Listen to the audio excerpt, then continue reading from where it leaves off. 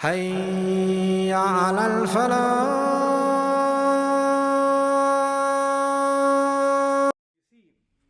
When it comes to our prayer, there's a minimum that if you do it, your prayer is good enough. It may not be the best, but it's good. You met the minimum requirements, right? When it comes to fasting, there's a minimum requirement. If you met that requirement, your fasting is still good, right? Okay, so let's just say somebody fasted, while they were fasting, they read Quran the whole day, or they worshipped Allah the whole day. It's a pretty amazing fast plus all that worship. And somebody else fasted, and the moment the fast started, they passed out. Then they woke up, prayed, passed out again, woke up, prayed, passed out again, and then Maghrib came and they had iftar. They had a coma fast, right? But did they meet the minimum requirements?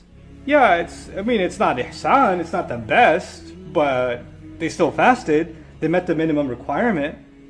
Somebody, who made wudu, who faced the proper direction, who wore pure clothes and prayed their salah, they met the minimum requirements.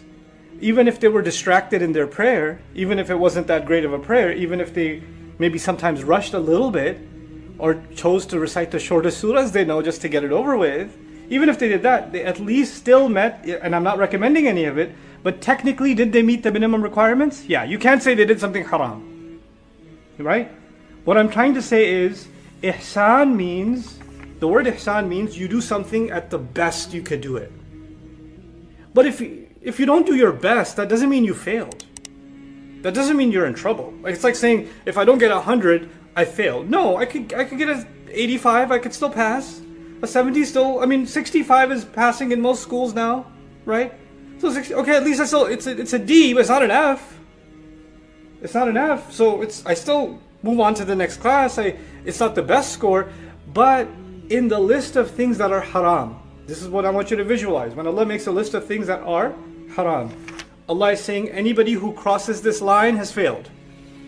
Anybody who crosses this line is in trouble. And I would argue that in the Quran, when it comes to our parents are the only ones that if you do anything less than your best, that's haram. Because of this ayah. Because this ayah is about things that are what? Haram. It's a scary thing. That Allah didn't even expect ihsan in every prayer. He didn't expect ihsan in every dealing. He didn't say it's haram for you to be short of ihsan.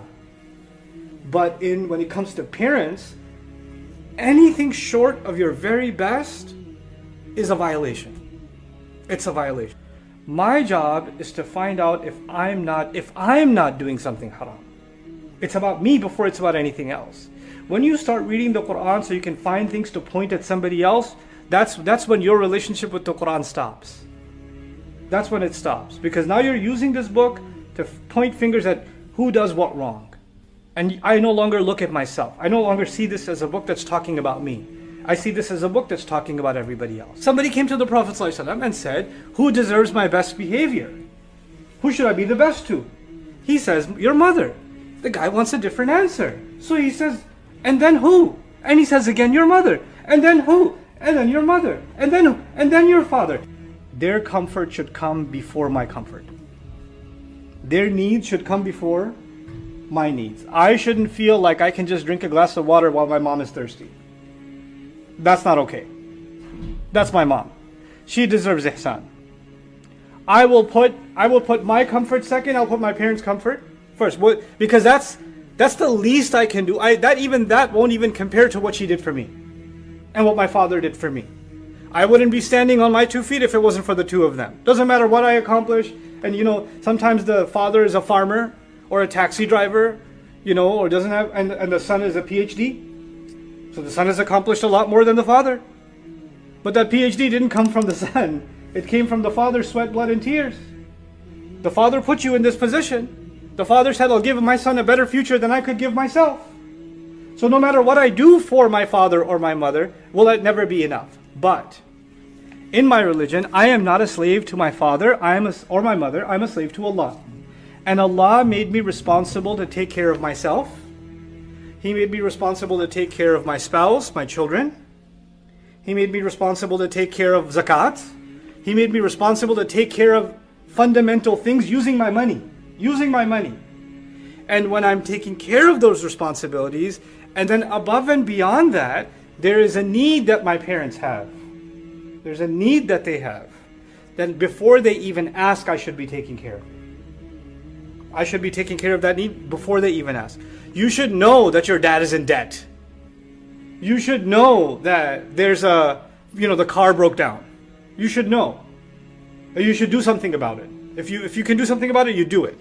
In another hadith of the Prophet ﷺ, he said, your children are gifts of Allah to you. He said to the people, your children are gifts of Allah to you. You can take from their money when you have need of them. إِذَا احْتَجْتُمْ إِلَيْهَا, when you have need of that money. So if my father needed money, it would be a shame that he wouldn't even have to ask. I should be thinking about what he needs before he even has to say it. Because it would be embarrassing for him to have to ask his son or his daughter for money. It would be embarrassing. It would be I would want to run my face into a wall if my mom came to me and said, can I borrow $20? How oblivious have I been that I don't know what my mother needs? Right? That's a shame on me. And she knows that I have, and I just didn't care to ask, or I didn't care to take care of it. Right?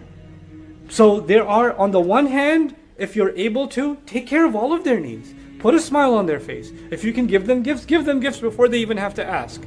But if your parents are asking for things that are not needed, and they're putting you in difficulty, and they're taking money that is the right of someone else, it's the right of your children's education, and now you're compromising your kids' education because they want to get a newer car. It's only a 2016, we need a 2021. That's a luxury. And that education is more of a responsibility. You and I need to have the sense to know which rights and responsibilities come first. But on that day, when all of that stuff is happening, Allah says you'll think about all the things you put in front and all the things you put in the back. But it also means other things. It means you will realize, and I will realize on that day, what was more important and what was less important. Obviously, the things you put in front are more important to you, right? And I got to do that first because that's more important to me. I care about that more right now. And the thing that you put later is not as big of a priority. It's not as important to you.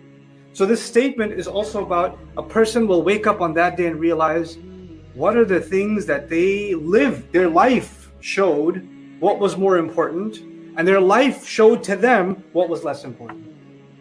What was more important and what was less important. What should they think about? What should they not think about? When they made a decision, whenever we make a decision, there are things we think about, right? Let's take a simple example, like eating food, right? For a Muslim, we're going to think about, is it halal or not, isn't it? You might think about other things. Is it healthy or not? Is it in line with my diet or not? Is it a good time to eat this or not? Is it expensive or not? Whatever. There are other factors. But the biggest factor for you and me is it permissible or not? Is it halal or not? Number one. But a person could say, well, but it tastes really good. So the halal haram is a second thing. That became mu'akhar. And the taste became muqaddam. The taste became muqaddam. It could be that the health benefits of the food are not great, but the taste is amazing. So the taste became muqaddam, and the health benefits or the health harms became mu'akhar. Right? That's what taqdeem and ta'khir is. This is what I'm talking about here. What became more important? What became less important? But why is that question being asked on Judgment Day the moment a person comes out of their grave?